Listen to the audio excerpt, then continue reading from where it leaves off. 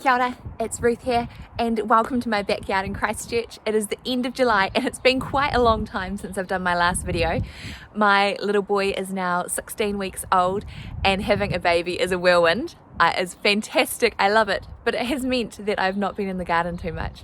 I've been really blessed that my mum in Auckland has been able to be down for the weekend or for the last week, which has been fantastic. So I've been able to get into the garden and I thought I would actually finally do another garden update, and maybe I can't make any promises, but get back into doing some more regular garden updates of what's happening. So what I'll do is I'll talk around what's happening in my garden for the end of July. And the main thing about July gardening, which I've really noticed this year, is for the last 5 months I've barely done anything in the garden. So all the work before that has really paid off. And throughout the week we've been having, especially last week, kale, Brussels sprouts, kohlrabi, broccolini, what else? Can't think. We'll see when we go out of the garden. Lots of things we've been able to eat regularly. Carrots, which is all because I sowed them previously, which is fantastic. Now, before we get into the garden tour, just if you are on Instagram, at the start of the year I joined Instagram. If you search, I'll put the name down the bottom, but if you search Rugru NZ, I'm on there as well. And I've been doing regular updates on there because it's a lot easier to take a photo and write a blurb than to do a whole video. So now let's join as we go around the garden. To begin with, back here is my broccolini flowers.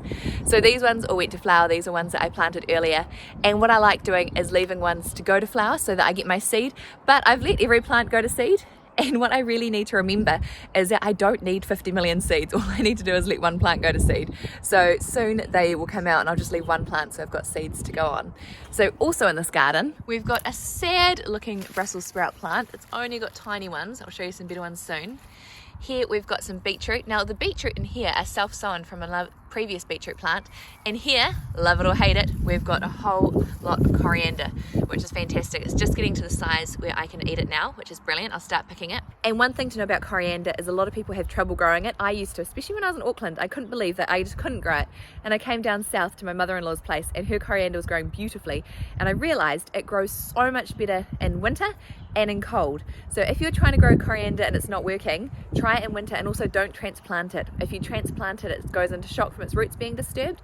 So plant it straight where you want it to go and plant it in a cool time. And why, with planting it where it goes, that's why this garden here is just soil underneath. To the side I've got some pea straw, but for here, because I was self-sowing, and on this side we've got some carrots too, I wasn't able to put pea straw around, and once they get a bit bigger I might put some.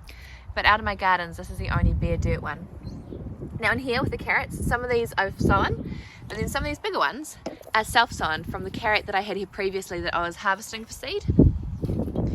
Here we've got a couple of smaller kohlrabi and then the big broccoli flowers.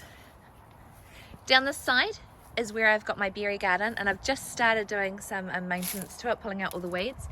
But I've got my blueberries here, and I've got my blueberries tied up to a pole. I saw a friend of ours doing this and I thought it was a great idea, because otherwise the blueberry plants can be quite sprawling, and there's no benefit of having them sprawling compared to tied up. Apart from tied up, it's just a lot tidier and easier to get to.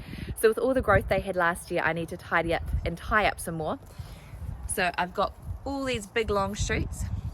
I've also got our boysenberry that we got from a neighbour, which has been growing so well. So we're really looking forward to it. We just got a few boysenberries this year in its first year, but we're looking forward to getting some more. And then interplanted is our strawberry plants. Some of them are definitely needing a good dealing too.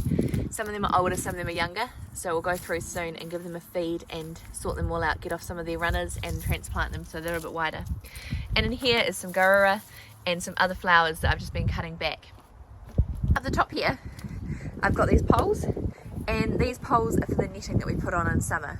What we decided last year was that we'd put all our berries together, because blueberries and strawberries, both of them like acidic soil. So I thought, why am I netting two different areas for plants that need the same thing? So while winter, while we don't need, the birds aren't doing anything, I don't need to have them netted, but as soon as it starts getting summery again, I'll end up putting the netting on. So if we go to this bed, we've got our leeks, which have been doing us very well in different meals, particularly soups. And I've been trialling an app from the two Raw sisters, and they have a green millet risotto, and that uses the tops of the leeks, which has been really yum. Definitely something I'm going to try again. And here is our main Brussels sprouts. If you haven't seen Brussels sprouts, these are how they grow on little kind of trees, and you harvest them from the bottom.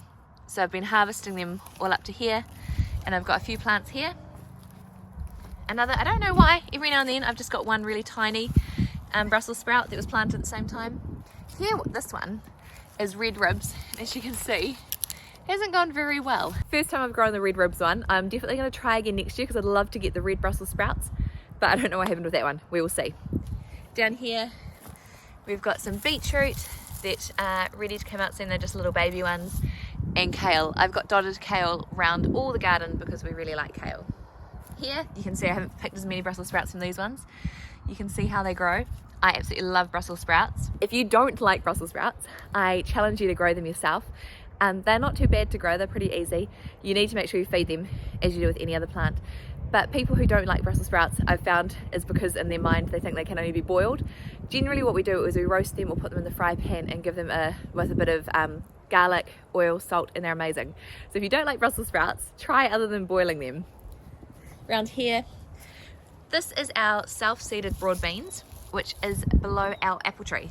So I'd heard that broad beans help with codling moth, and that's the first year I did them was last year, and definitely found our apple tree had way less codling moth. So I just left them to die down and self-seed, and we'll see how it goes this year. Other than these broad beans, I haven't planted any more broad beans this year because we planted so many last year. We've still got ones in the freezer we haven't eaten. So I think maybe next year I'll grow them again, but less plants, because I just got way too excited with how many broad beans, because they're great to grow and they're nitrogen fixers. So they are a winning crop. The rest of this garden, we've got some more kohlrabi that needs to be harvested. We had a chicken that was being bullied, and so I left her out for a while, and so some of our things like our bok choy is eaten to shreds, and you can see the leaves of this kale were all eaten by her, but that's okay. Here are our black currants, which are just sticks at the moment, and our New Zealand guava, which we've had for the first time, and that's really nice. If I take you around here, our feijoa tree is going pretty well. We had a really good crop off this one and that one this year. And then we get around to the side of the garden, which is all looking pretty good, but I think I'll stop there and I will start another video later. So thanks for joining me for the first part of this tour. It's actually been really good going around the garden again. So I'll see you back soon for part 2.